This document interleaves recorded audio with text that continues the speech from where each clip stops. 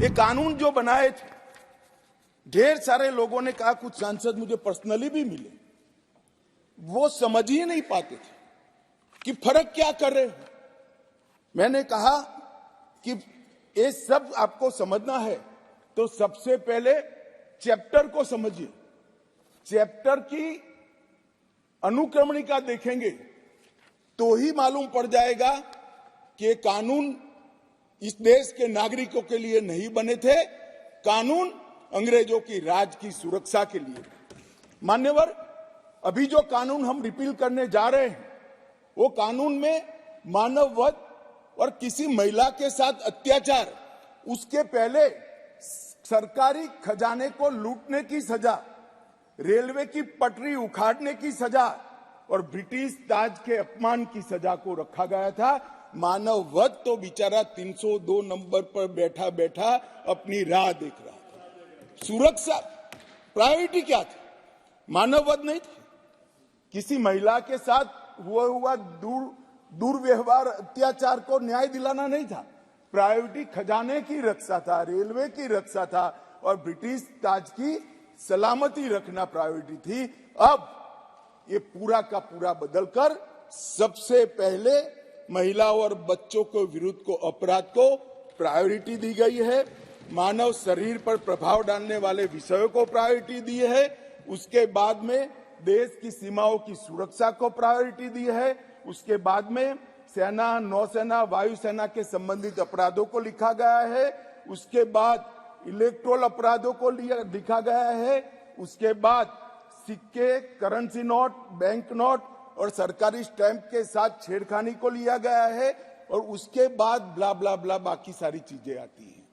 तो पहली बार हमारे संविधान का जो स्पिरिट है, वो स्पिरिट के हिसाब से कानून अब मोदी जी के नेतृत्व में बनने जा रहा है। मुझे गौरव है कि तीनों कानूनों को 150 साल के बाद बदलने का और वो बिल को पायलट कर इस सदन में लाने का गौरव मुझे प्राप्त हुआ है। मान्यवर, जो कहते थे कि हम नहीं समझते हैं, मैंने कहा कि अगर मन खुला रखोगे और मन भारतीय रखोगे तो समझ में आ जाएगा। मन अगर इटली का है तो कभी समझ में नहीं आएगा। मान्यवर, मन का सवाल होता है, भाषा का सवाल नहीं होता है। मन अगर यहाँ का है तो तुरंत समझ में आ जाता है, मन अगर यहाँ का नहीं है तो कभी समझ में नहीं आएगा। मान्यवर, मैं आज इस सदन को कहना चाहता हूं कि 2014 में नरेंद्र मोदी सरकार आने के बाद, एक लंबे अरसे बाद, अटल जी की सरकार ने भी ये प्रयास किया था, परंतु एक मिलीजुली सरकार थी, कई प्रकार की इसमें कठिनाइयां भी आती थी, मगर लंबे समय के बाद 2 बार इस देश की जनता ने ऐसी सरकार चुनी जिस सरकार ने अपने पूरे मैनिफेस्टो को अक्षरशः लागू करने का काम किया है और जिस मैनिफेस्टो को मैंडेट किया था इसको लेकर फिर से जनता के सामने जाएंगे। हमने कहा था हम धारा 370 और 35 से हटा देंगे, हट गई। हमने वादा किया था आतंकवाद, उग्रवाद और के खिलाफ जीरो टॉलरेंस की नीति सरकार बनाएगी और सुरक्षा कर्मियों को फ्री हैंड देंगे। हमने दिया।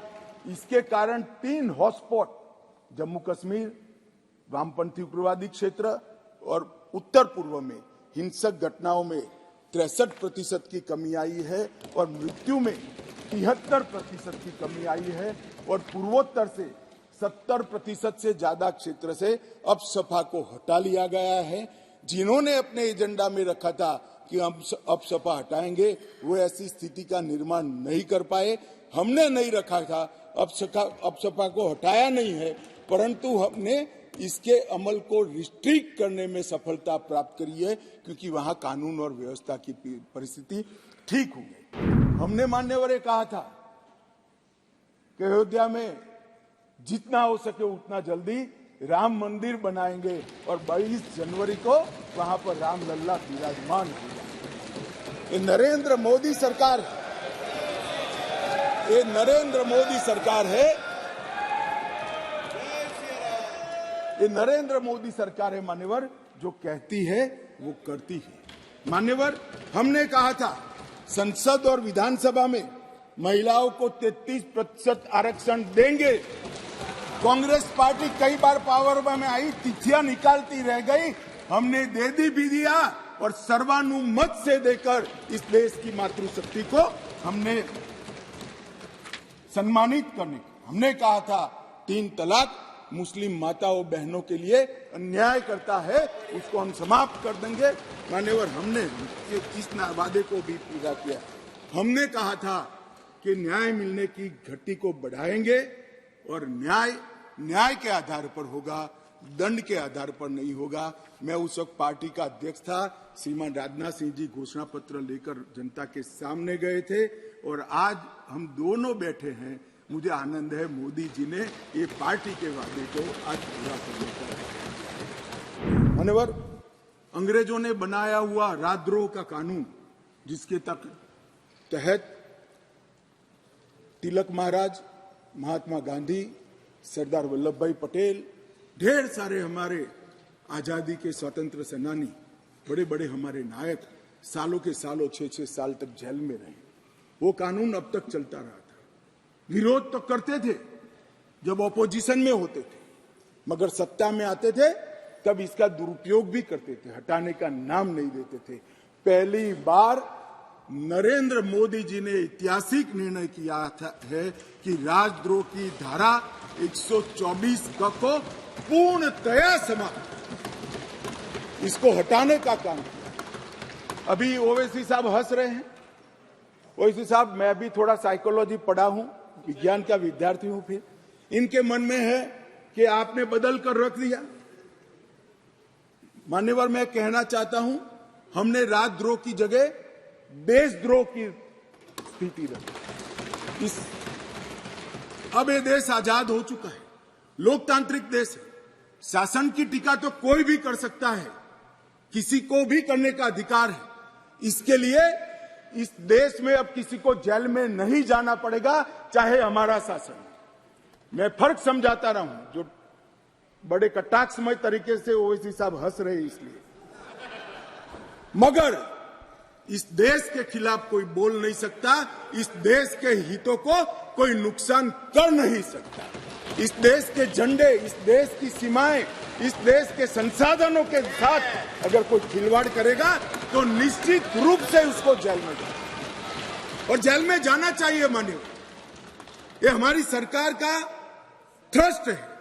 इस देश की सुरक्षा किसी भी की सुरक्षा से सबसे ऊपर होनी चाहिए, सुप्रीम होनी चाहिए, सबसे पहले राष्ट्रपति। इसलिए जो लोग राजद्रोह हटाकर हम देशद्रोह की धारा लाए हैं, इनको अपने विचारों के कपड़े पहनाने का प्रयास करते, इसलिए मैं इस पर डिटेल में बात करता हूं। मान्यवर, आईपीसी 124C, उसमें शब्द प्रयोग था सरकार के खिलाफ की गई बात। मेरी बात ध्यान से सभी सदस्य सुने। अंग्रेजों ने बनाए हुए कानून में लिखा था 124C, सरकार के खिलाफ की गई बात। बीएनएस धारा 152 जो इसकी जगह आई है, भारत की संप्रभुता, एकता और अखंडता को तोड़ने वालों पर इस धारा का उपयोग है। वहां सरकार शब्द प्रयोग है, यहां देश है, भारत शब्द प्रयोग है। आईपीसी में आसन या प्रयोजन की बात नहीं की थी। किस उद्देश्य से आप बोलते हैं, किस उद्देश्य से करते हैं, इसकी बात ही नहीं की। करना ही काफी है। हमने इसमें देशद्रोह की डेफिनेशन में आशय की बात करी है, उसका उद्देश्य क्या है, उसका आशय क्या है, इसका महत्व है। अगर उद्देश्य देशद्रोह का है तो इसको कठोर से कठोर दंड मिलना चाहिए, और उद्देश्य अगर शासन का विरोध करना है तो उसको दंड नहीं मिलना चाहिए, उसको वाणी स्वतंत्रता का अधिकार है। इस देश में न्याय प्राप्त करने में सबसे बड़ी बाधा है तो गरीबों के लिए तो आर्थिक बाधा है, मगर हमारे संविधान ने इसकी योजना बनाई। गरीब से गरीब व्यक्ति को शासन के द्वारा वकील भी दिया जाता है, न्याय भी मिलता है, परंतु न्याय मिलता ही नहीं।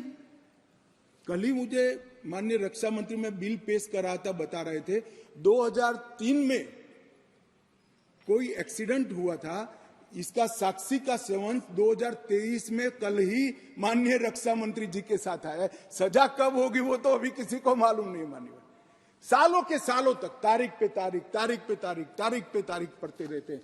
पुलिस न्यायपालिका को दोषित करती है, सरकार पुलिस और न्यायपालिका दोनों को दोषी करते हैं, और पुलिस और न्यायपालिका बैठती है तो सरकार को दोषित करती है। सब एक दूसरे के पीछे कानून का सहारा लेकर हमने इस कानून में ढेर सारी चीजों को हमने स्पष्ट कर दिया। मैं इसको बहुत बारीकी से बताना चाहता हूं मान्यवर, क्योंकि ये समझना कानून बनाने वालों के लिए बहुत महत्वपूर्ण है। मान्यवर, पुलिस द्वारा दंडित कार्यवाही सीआरपीसी में कोई समय निर्धारित नहीं। आप एक कंप्लेन देते हो, इसका संज्ञान वो 10 साल के बाद भी ले सकते हैं। अब 3 दिनों के अंदर ही एफआईआर दर्ज करनी होगी अगर प्राथमिक जांच होगी, इसको कंपलसरी कर दिया। और 3 से 7 साल की सजा के मामले में 14 दिनों के अंदर प्रारंभिक जांच, आरोप सही है या गलत है, इसका प्रारंभिक जांच देकर एफआईआर करनी पड़ेगी। तो ज्यादा से ज्यादा आप 14 दिन तक प्रारंभिक जांच कर सकते हो, और छोटी सजा है तो 3 दिन के अंदर ही एफआईआर रजिस्टर करनी पड़ेगी। सबसे पहली न्याय में समय की कटौती यहां होगी।